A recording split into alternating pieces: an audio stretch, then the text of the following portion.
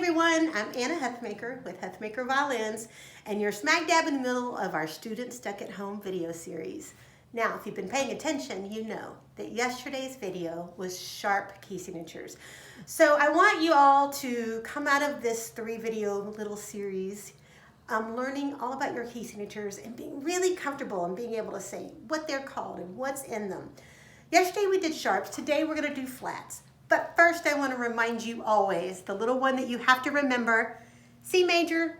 C major has nothing in it, has no sharps, no flats. Once you know that, just stick that in your brain, then your life becomes easy for that one. So we're going to start with knowing the order of the flats.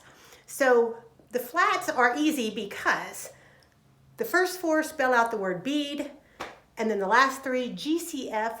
I was always taught greatest common factor, which is kind of an old-fashioned math thing. If you're a math person, you might know it. Now, I will say this is kind of the fun thing. You can make up your own sentence. Whatever you want to do, I need you to learn the fact that the flats always go in one order, and it's always B flat, E flat, A flat, D flat, G flat, C flat, F flat. Now, I want to remind you of a few key signature rules that are going to make your life way easier. Here's the thing.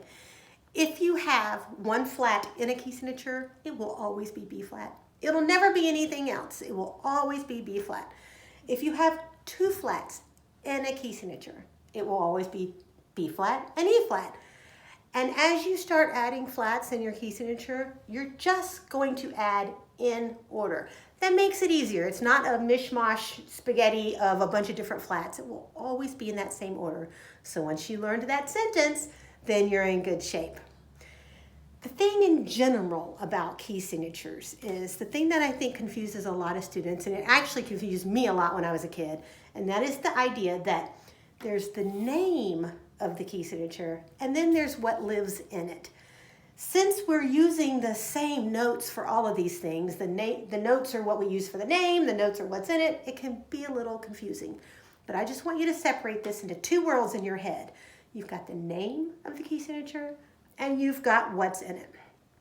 Now, the flat key signatures are kind of cool because, except for the very first one, which is F major, and you see I've got some little stars there. F major is kind of a weird one. It kind of breaks some of the rules. Except for that one, the names will actually all have a flat in them also. They'll be B flat major, E flat major, A flat major. So that kind of helps you know these are flat key signatures. Because if I were to say B major or E major, those are sharp key signatures. We learned about those yesterday. So they all will have a flat in the name. And the first one is F major. Remember I said this one kind of breaks the rules a little bit? F major, you just kind of have to remember. F major has 1 flat in it, and it's a B flat. And from there on, as we go down, if a key signature has 2 flats, that would be B flat major. By the way, in case you were wondering, it'll have B flat and E flat. If it has 3 flats, B flat, E flat, and A flat. Remember how I said they will just stack up on each other, and each time we'll add 1 more flat. Now, here's the neat thing. In music, you will always know either the name of the key signature or the flats. Sorry, the name of the key signature or what's in the key signature. If you're doing a test at school, the teacher will either give you the name or they'll say, here's 5 flats. What is the name of that key signature? If you're playing a piece of music, well, it's written down the side of the page at the beginning of every line that tells you what's in it. 2 flats, 5 flats, 3 flats. So what you have to know is the little tips and tricks. If you know one thing, how do you figure out the other? If you know the name of the key signature, then you count the flats until you go 1 past it. So let's come down here and let's talk about A flat major. I know the name. So I'm going to say the flats in order: B flat, E flat, A flat, and I'm going to go 1 past it, D flat. That's what's in the key of A flat major. What if I'm in E flat? I'm going to start saying them in order: B flat, E flat, and we'll go 1 past it to A flat. All you have to do is do them in order and go 1 past the name, and that tells you exactly what's in it. Now, remember I talked about F major being a little weird?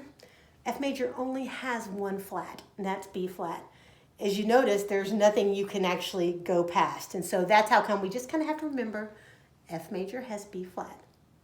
Now, if you know what's in the key signature, if you're looking at a piece of music and you can see all those flats, how do you figure out the name? Well, that's easy. Say them, and I say them out loud. B flat, E flat, A flat, D flat, G flat, and you go back to the next to last one. That is the name of your key signature.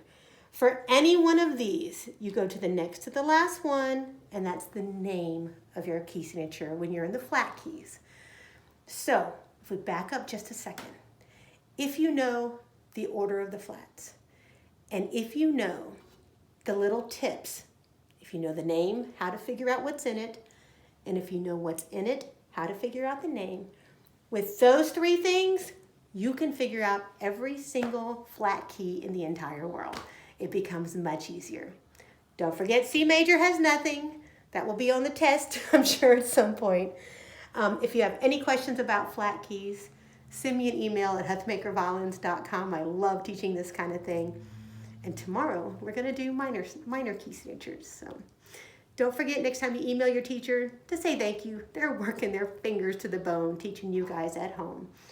I'm Anna Huthmaker with Huthmaker Violins. Now go learn some key signatures.